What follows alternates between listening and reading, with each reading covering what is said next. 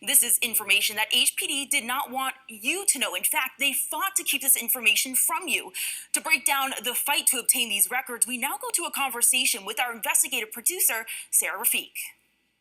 Liliana, thank you. Sarah, obviously the implications of the code, the use of it, and what we've learned since then have major implications. I want to talk about the process. Walk us through the process when we first learned about this, the actions that you took. Right, so this all came to light to the public last February, and so shortly after that, we made sure we wanted to request any kind of internal documents that we could to really get a sense of what was going on at HPD that the public may not have been aware of as they were continuing their investigation into how this all happened. Right, and so you initially made that request. The AG ruled that they had to release the records. That's pretty standard practice, but what happened after that that became not so normal? Yeah, so, we send hundreds of requests as our job as journalists, and I've never had it in my 10 years where the agency asks the Attorney General to reconsider. So they pretty much were like, I know you want us to release these documents, but we really don't want to for XYZ reasons. Can you please allow us to not release them? And is that, you said it's not only normal, is that legal for HPD to ask the AG just kind of in a letter to reconsider?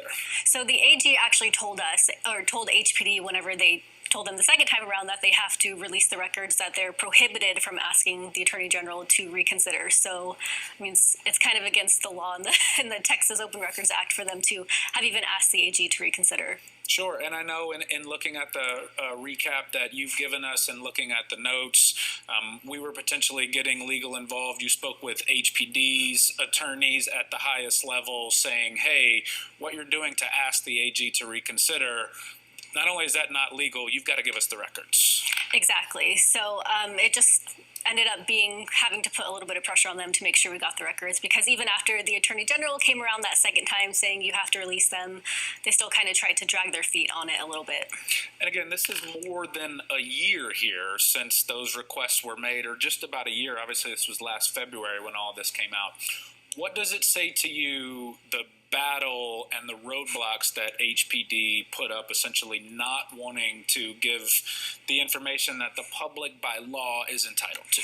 Yeah, so we know there was an internal affairs investigation into the SL code, and it is pretty uncommon for us to be able to get the documents that we did, but the fact that they were trying so hard to release them to the point where they were asking the AG to reconsider and dragging it out a year when it should have really only been a couple-month process just shows, how hard they didn't want this information to get out.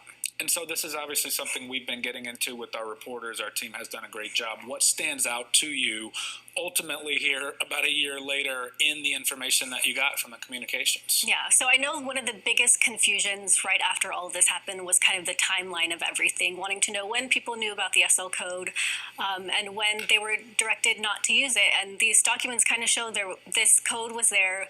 Everyone knew about it for years.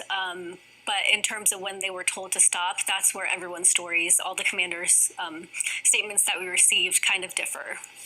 Sarah Rafik, the heart and soul of our 13 Investigates team, gentle but fierce when it comes to getting this information. Sarah, great work as always. Thanks so much.